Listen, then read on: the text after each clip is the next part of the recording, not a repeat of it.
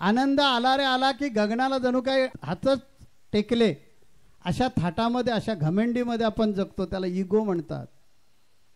आणि या इगोमुळे आपण फुकट जातोय. मला सांगायची गरज नाही, मला सगळं कळतं. तू कोण सांगणार? इगो. जरा काही 4 गोष्टी आपल्या जवळ आल्या की आपण समोरच्याला म्हणतो तू कोण, मी तुला ओळखत नाही. इगो.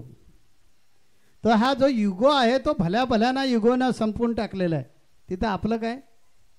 आणि म्हणून हा जो युगो आहे, काही जणांना ज्ञानाचा युगो होतो, काही जणांना आर्थिक स्थितीचा युगो होतो, कुणाला सौंदर्याचा युगो होतो, कुणाला आपल्या बौद्धिकतेचा युगो होतो, कुणाला कशाचा युगो होईल हे सांगता येणार नाही.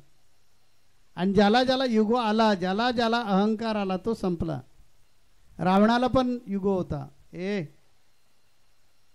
चक्रवर्ती सम्राट आहे मी, आणि चक्रवर्ती सम्राट, आणि माझी आई वाळूची पिंडी तयार करते आणि शंकराची पूजा करते, चालणार नाही. प्रत्यक्ष शंकराला घेऊन येईल. युगो.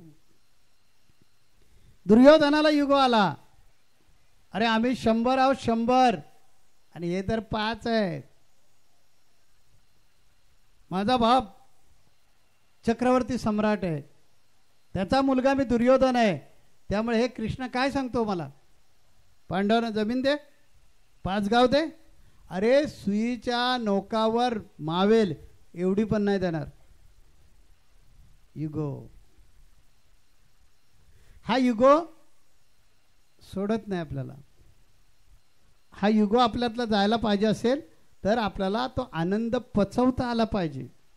आनंद पचवा, दुःख झेला. आणि आनंद आणि दुःख असा संमिश्र प्रसंग येतो त्यावेळी स्थितप्रज्ञ राहा. ही क्षमता आपल्या अंतःकरणामधली डेव्हलप करा. त्याच्यासाठी हा भक्तिरूपी व्यायाम करा.